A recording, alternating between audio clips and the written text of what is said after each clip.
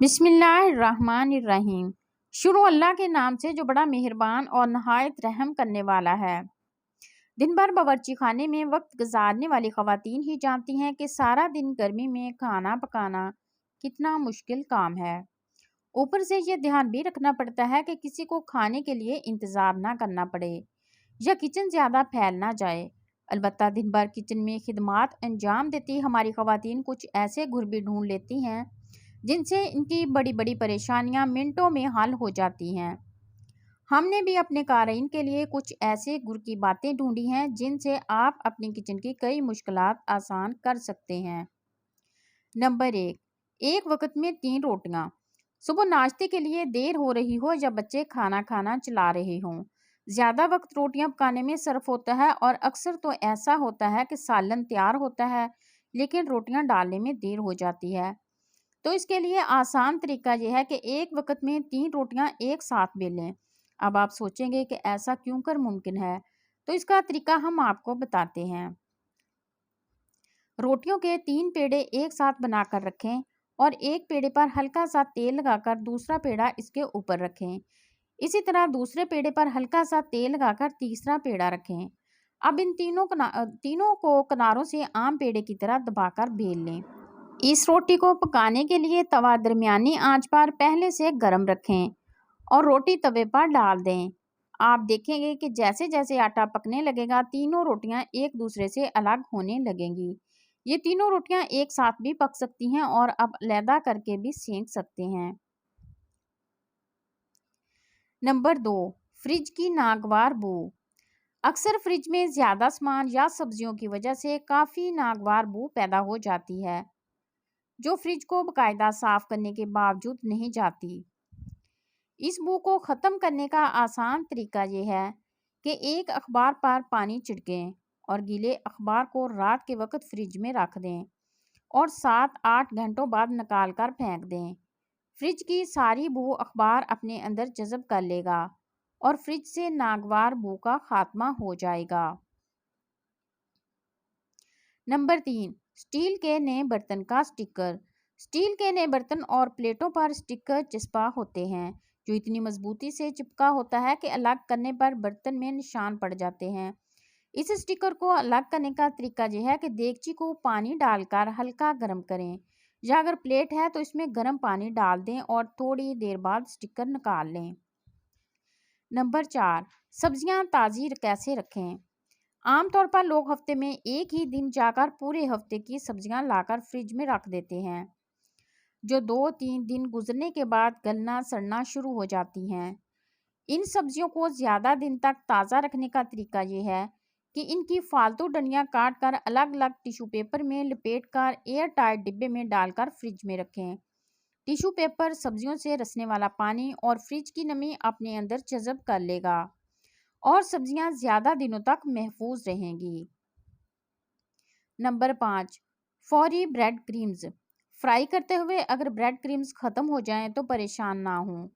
अगर घर में ताज़ा डबल रोटी हो तो इसे हल्का हल्का सेंक कर ग्राइंडर में डालकर पाउडर बना लें। ये बिल्कुल सुखाई हुई ब्रेड के चूरे जैसे ही बनेगी। नंबर 6, अगर पनीर को ज़्यादा दिन तक महफूज करना हो तो पनीर के चारों तरफ नमक लगाकर मलमल का गीला कपड़ा लपेट दें। पनीर को इस्तेमाल करने से पहले धो लें, इससे पनीर ज़्यादा दिनों तक महफूज रहेगा। नंबर 7, अगर बादामों को ज़्यादा अरसा तक महफूज करना हो तो बादामों वाले बर्तन में थोड़ी सी चीनी डाल दें, इससे बादाम ज़्यादा अरसा तक ताज़ा रहेंगे।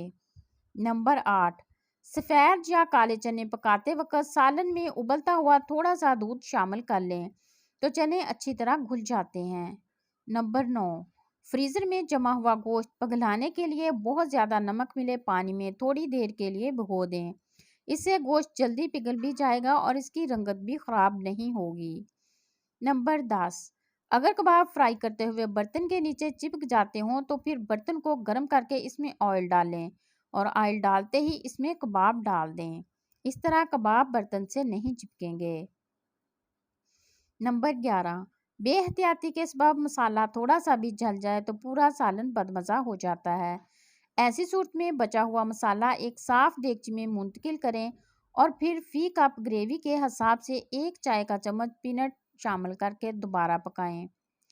सालन का जायका जला हुआ महसूस नहीं होगा। नंबर 12, कोई भी कच्चा फल, आम मसलन वगैरह कागज़ के बैग में एक सेब के साथ रात भर के लिए रख दें।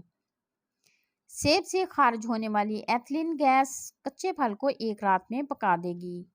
नंबर 13, अगर उबले हुए चावल बच जाएं तो इनसे मज़ीद और डिश तैयार करने के लिए थोड़ी सी पिसी हुई दालचीनी, मक्खन, चीनी और दूध डालकर पुडिंग बना लें।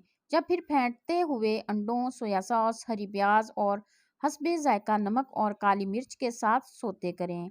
झटपट मज़ेदार फ्राइड तैयार हो जाएंगे।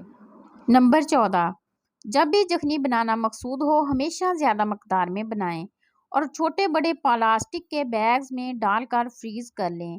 फिर जब कभी सूप या सब्जी बनानी हो तो हस्बे ज़रूरत बैग फ्रीज़र से निकालें और इस्तेमाल करें। नंबर 15, अगर ब्राउन शुगर की गुठलियाँ बन जाएं तो जार में ताज़ा डबर रोटी या सेब का टुकड़ा रख दें, गुठलियाँ नहीं बनेगी। वैसे ब्राउन शुगर का जार अगर फ्रीज़र में रखा जाए तो भी इसमें गुठलियाँ नहीं बनती।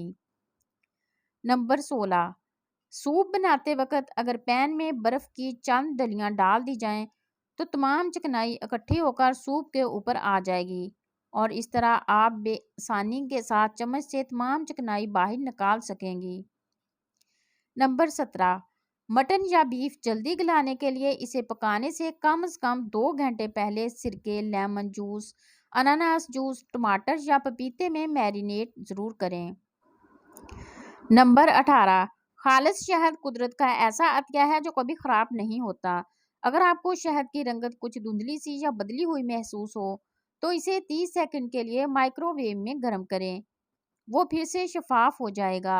नंबर 19, मेहनत से बनाए गए सूप में अगर नमक ज़्यादा हो जाए तो इसमें कच्चे आलू या सेब का टुकड़ा डालकर 10 मिनट तक हल्की आंच पर पकाएं। नमक का असर खासा कम हो जाएगा।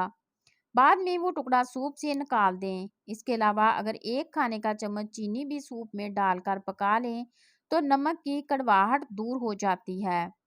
नंबर 20, सुर्ख मूली, गाजर या सेलरी नरम पड़ जाएं तो इन्हें शीशे के प्याले में कच्चे आलू के साथ रखें और प्याला बर्फ के ठंडे पानी से भर दें।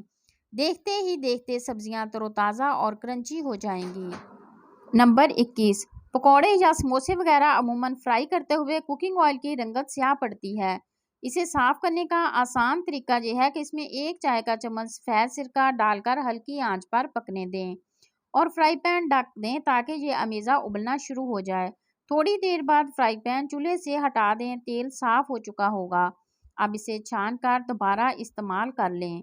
नंबर 22, अगर आप ज़्यादा दिनों के लिए मछली फ्रीज़ करना चाहती हैं तो इसे धोने के बाद नमक और थोड़ा सा सिरका मिलाकर अच्छी तरह मलें और फ्रीज़र में रख दें।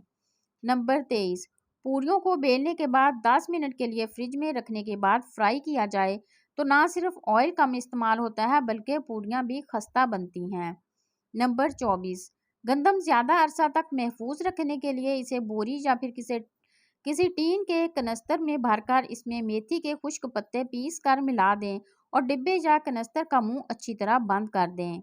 नंबर 25, अमूमन आटे में कीड़े बढ़ जाते हैं। इनसे बचाव के लिए स्याह जीरा मोटा मोटा कूट कर इसमें पिसा हुआ नमक और ज़रा सा पानी मिला के टिकिया सी बना लें और खुश्क करके आटे में रख दें, कीड़ा नहीं पड़ेगा। नंबर 26, महीने में 2 या 3 बार ग्राइंडर में नमक पीसने से ग्राइंडर के ब्लेड तेज़ रहते हैं। नंबर 27, आलू के कतले घी या तेल से अपनी खुशबू और जायका खो देते हैं, लेकिन अगर इनकी खुशबू और जायका बरकरार रखना हो तो इन्हें चर्बी में फ्राई करें। नंबर 28, अंडा फ्राई करते हुए पेंदे से चिपकने से बचाने के लिए अमूमन नमक इस्तेमाल किया जाता है, लेकिन अगर आप ऑयल के ऊपर खुश्क आटा छिड़क कर अंडा फ्राई करें तो अंडा बनाना कभी इतना आसान नहीं हुआ होगा। नंबर 29, आप खीर बना रही हैं और वो भी घर में, तो 2 टिप्स आजमा लें। खीर में बादाम किशमिश मिक्स करते हुए थोड़ा सा नारियल भी कद्दूकस करके डाल दें, मज़े का टेस्ट हो जाएगा। खीर अगर साबुत चावलों की बना रही हैं तो खीर के ठंडा होने पर ब्लेंडर में डालकर थोड़ा सा ब्लेंड कर लें, बहुत मुनफरद लगेगी। नंबर 30, साबुत सुर्ख मिर्चों को पीसते वक्त अगर इसमें चंद कतरे सरसों का तेल शामिल कर लिया जाए तो मिर्चियाँ आसानी से पिस जाती हैं और इनका रंग भी गहरा हो जाता है। नंबर 31, टमाटर का सूप बेहतर बनाने के लिए इसमें एक चुटकी पिसा हुआ खुश्क पुदीना शामिल कर दें। नंबर 32, अगर आप कई दिनों के लिए आलू महफूज करना चाहती हैं तो इनके साथ एक सेब भी रख दें, आलू खराब नहीं होंगे। नंबर 33, हरे धनिए की चटनी ग़िज़ाइयत से भरपूर बनाना चाहते हैं तो इसमें सब्ज़ सेब, किन्नू, ब्लूबेरीज या कोई भी खट्टा फल शामिल कर दें। नंबर 34, बच्चे आमतौर पर खस्ता चिप्स पसंद करते हैं, लिहाजा आलू के कतले काटने के बाद इन्हें नमक और थोड़ी सी फटकड़ी मिले पानी में 20 मिनट के लिए भिगो दें और फिर पानी निचोड़कर फ्राई कर लें। नंबर 35, जली हुई देगची में एक कटी हुई प्याज डालकर ऊपर से खोलता हुआ पानी डाल दें। 5 मिनट बाद बर्तन धोने वाली किसी पाउडर या साबुन से साफ कर लें, देगची चमक जाएगी। वीडियो अच्छी लगी हो तो चैनल को लाइक और सब्सक्राइब ज़रूर कीजिएगा। शुक्रिया।